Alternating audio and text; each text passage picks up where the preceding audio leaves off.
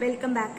ഇന്നത്തെ ക്ലാസ്സിൽ നമുക്ക് സെക്കൻഡ് സെമസ്റ്റർ ഫിനാൻഷ്യൽ അക്കൗണ്ടിംഗ് 2 വരുന്ന ഇമ്പോർട്ടൻറ്റ് ക്വസ്റ്റ്യൻസ് ഡിസ്കസ് ചെയ്യാം. ഇതിനകത്ത് നമുക്ക് ആദ്യം ഫസ്റ്റ് മോഡ്യൂളിൽ നിന്നുള്ളത്, അതായത് അക്കൗണ്ടിംഗ് ഫോർ ഹയർ പർച്ചേസ്, ആ ചാപ്റ്ററിൽ നിന്നുള്ള ചില ക്വസ്റ്റ്യൻസ് എക്സാമിന് ഇതിന് മുന്നേ ചോദിച്ചിട്ടുള്ളതും ഇനി വരാൻ ചാൻസ് ഉള്ളതുമായിട്ടുള്ള ചില തിയറി ക്വസ്റ്റ്യൻസ് ഇന്നത്തെ ക്ലാസ്സിൽ നമുക്ക് ഡിസ്കസ്. ആദ്യം നമുക്ക് ഹയർ പർച്ചേസ് സിസ്റ്റം എന്താണെന്നുള്ളത് മനസ്സിലാക്കാം.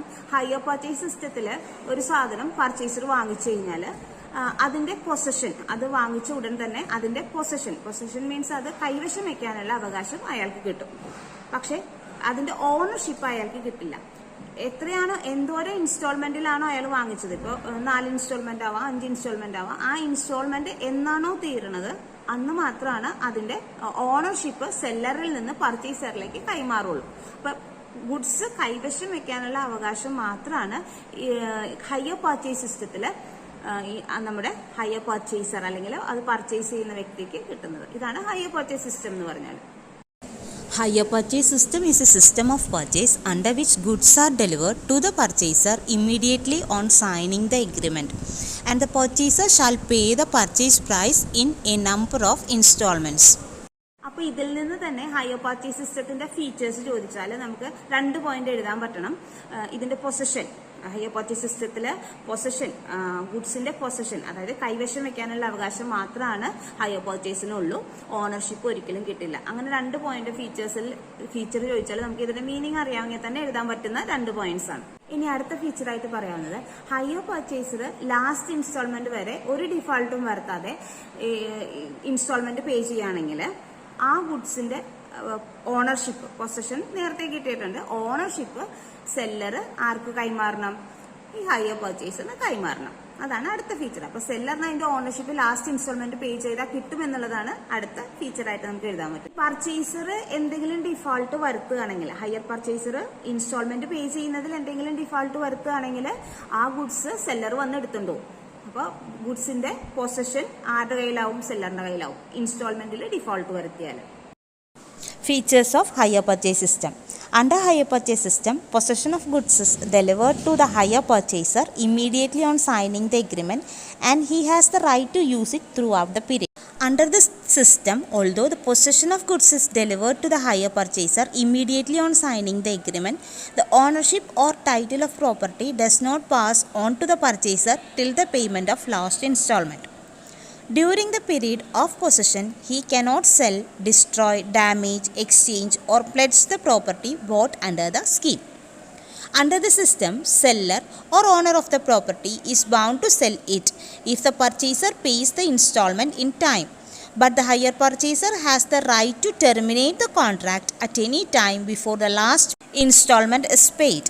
If the hire purchaser chooses to terminate the contract, then he has to return the goods to the owner without paying the installment falling due after such return.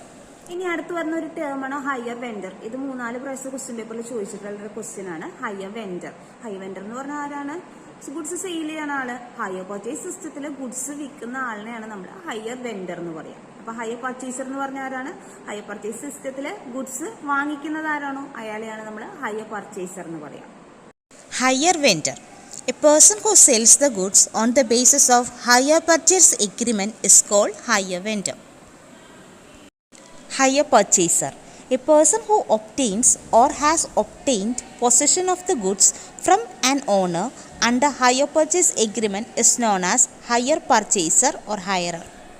ഇനി എന്താണ് down payment അല്ലെങ്കിൽ cash down payment എന്ന് പറഞ്ഞാൽ, higher purchase സിസ്റ്റത്തില് goods സെല്ലറിൽ നിന്ന് ബയറിലേക്ക് പോകുമ്പോൾ ആ agreement എഴുതുമ്പോൾ തന്നെ ഒരു ഇനിഷ്യൽ എമൗണ്ട് പർച്ചേസർ സെല്ലറിന് കൊടുക്കും ആ എഗ്രിമെന്റിന്റെ സമയത്ത്. ആ എമൗണ്ടിനെയാണ് നമ്മൾ ഡൗൺ പേയ്മെന്റ് അല്ലെങ്കിൽ ക്യാഷ് ഡൗൺ പേയ്മെന്റ് എന്ന് പറയുന്നത്. Under hire purchase and installment systems, the purchaser is required to pay an amount at the time of signing the agreement. It is called down payment. It simply means initial payment made at the time of signing the agreement. It is a part of the hire purchase price. എന്താണ് higher purchase price എന്ന് പറഞ്ഞാൽ? ആ പ്രോഡക്റ്റിന്റെ വില എന്താണോ, ആ സാധനം എന്താണോ seller പർച്ചേസറിന് കൈമാറുന്നത്, ആ സാധനത്തിന്റെ വിലയുടെ കൂടെ ഇൻട്രസ്റ്റും കൂടെ ആഡ് ചെയ്യുമ്പോഴാണ് ഹയർ പർച്ചേസ് പ്രൈസ് കിട്ടുന്നത്.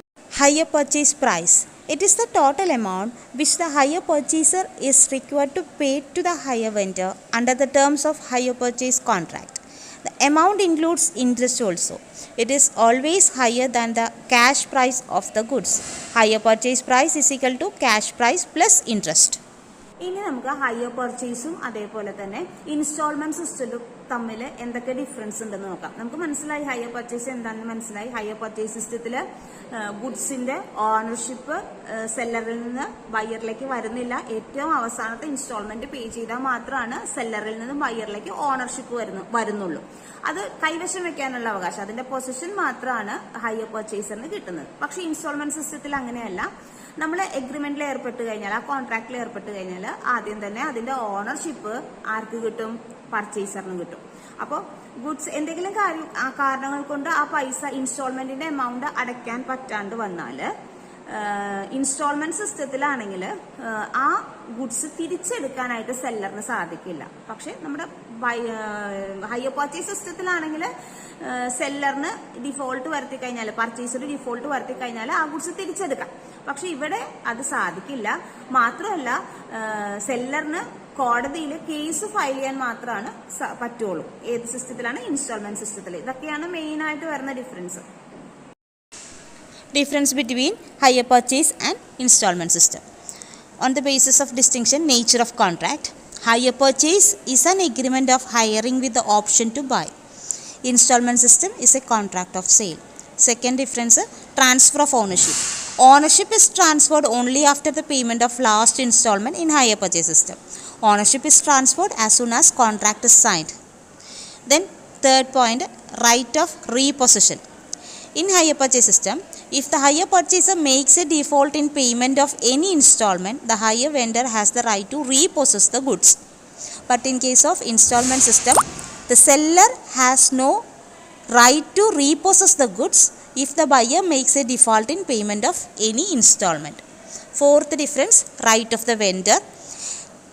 In case of default in payment of installments, the vendor has the right to forfeit the installments already paid and to treat it as merely hire charge. That is in hire purchase system. But in case of installment system, in case of default, the seller can only sue for the unpaid balance. Fifth difference, return of goods. Goods can be returned at the option of hire purchaser without payment of future installment. That is in hire purchase system. But in case of installment system, goods are not returnable. Sixth difference, right of disposal. In case of hire purchase system, hire purchaser has no right to pledge or sell the goods till he gets the ownership. But in case of installment system, purchaser has the right to pledge or sell the goods as he got the legal ownership. Seventh difference, termination of the contract. Hire purchaser has the right to terminate the contract. In such a case, he escapes from the payment of future installment. That is in case of hire purchase system. But in case of installment system, the buyer has no right to terminate the contract. As such, he cannot escape from the liability of paying the remaining installments. Eighth difference, legal status. The legal possession of the hire purchaser is that of a bailee. He is not the owner of the goods. But in case of installment system, buyer is the owner of the goods. His possession is not that of bailee. Ninth difference, risk of loss. Any loss arising from the goods has to be borne by the hire vendor, as the risk lies with ownership, and ownership is not transferred to the hire purchaser till the payment of last installment. In case of installment system, buyer becomes the owner of the goods as soon as the contract is signed. Therefore, any loss of goods which have to be borne by the buyer. Then Government Act, 10th difference, Hire Purchase Act 1972 governs the hire purchase agreement. Installment purchase is governed by the Sale of Goods Act. Higher purchase സിസ്റ്റത്തിൽ നമ്മൾ accounting transactions എഴുതുമ്പോൾ രണ്ട് മെത്തേഡാണ് നമ്മൾ ഇതിനകത്ത് കാണാൻ പറ്റുക. നമുക്ക് ക്യാഷ് അക്രൂവൽ മെത്തേഡും അതേപോലെ തന്നെ ക്രെഡിറ്റ് പർച്ചേസ് മെത്തേഡും. പക്ഷെ നമ്മുടെ എക്സാം പോയിന്റ് ഓഫ് വ്യൂല് രണ്ടാമത്തെ മെത്തേഡ് ക്രെഡിറ്റ് പർച്ചേസ് മെത്തേഡിന് മാത്രമാണ് ഇമ്പോർട്ടൻസ് ഉള്ളത്. നമുക്ക് തിയറി ക്വസ്റ്റ്യൻ ആയിട്ട് ഇതിന്റെ ജേർണൽ എൻട്രി എഴുതാൻ ചോദിക്കാറുണ്ട്. അപ്പോൾ ക്വസ്റ്റ്യൻ അല്ല, ജസ്റ്റ് അതിന്റെ ജേർണൽ എൻട്രീസ് എങ്ങനെ എഴുതാം ക്രെഡിറ്റ് പർച്ചേസ് സിസ്റ്റത്തിൽ എന്നുള്ളത് ക്വസ്റ്റ്യൻ പേപ്പറിൽ ചോദിച്ചിട്ടുള്ള ക്വസ്റ്റ്യൻ ആണ്. അപ്പൊ നമുക്ക് അതൊന്ന് കണ്ടു നോക്കാം എങ്ങനെ എഴുതാം. ക്രെഡിറ്റ് പർച്ചേസ് മെത്തേഡിൽ വരുന്ന ജേണൽ എൻട്രീസാണ്. അസറ്റ് പർച്ചേസ് ചെയ്യുമ്പോൾ വരുന്ന ആ ഡേറ്റിൽ വരുന്ന ജേണൽ എൻട്രിയാണ് അസറ്റ് അക്കൗണ്ട് ഡെറ്റഡ് ടു ഹയർ വെൻഡർ. അതേപോലെ ഡൗൺ പേയ്മെൻറ്റ് നടത്തുമ്പോഴുള്ള ജേണൽ എൻട്രിയാണ് ഹയർ വെൻഡർ അക്കൗണ്ട് ഡെറ്റഡ് ടു ബാങ്ക്. ഇൻട്രസ്റ്റ് ഇൻക്ലൂഡ് ചെയ്തിട്ടുണ്ടെങ്കിൽ ഇൻസ്റ്റാൾമെൻറ്റിൽ for the interest included in the installment journal entry വരുന്നത് ഇൻട്രസ്റ്റ് അക്കൗണ്ട് ഡെറ്റഡ് to hire vendor. Then payment of installment amount journal entry വരുന്നത് hire vendor account ഡെറ്റഡ് to bank. അസറ്റിൻ്റെ depreciation വരുമ്പോൾ depreciation account ഡെറ്റഡ് to asset. അതേപോലെ closing depreciation and interest അക്കൗണ്ടിൽ profit and loss account ഡെറ്റഡ് ടു ഇൻട്രസ്റ്റ് ടു ഡിപ്രീസിയേഷൻ. ഇതിനകത്ത് installment pay ചെയ്യുമ്പോഴും ഡിപ്രീസിയേഷൻ കൊടുക്കുമ്പോഴും അതേപോലെ തന്നെ ഇൻട്രസ്റ്റ് പ്രോഫിറ്റ് ആൻഡ് ലോസ് അക്കൗണ്ടിലേക്ക് ട്രാൻസ്ഫർ ചെയ്യണതെല്ലാം എല്ലാ കൊല്ലവും റിപ്പീറ്റ് ആയിട്ട് വരുന്ന ജേണൽ എൻട്രീസാണ്.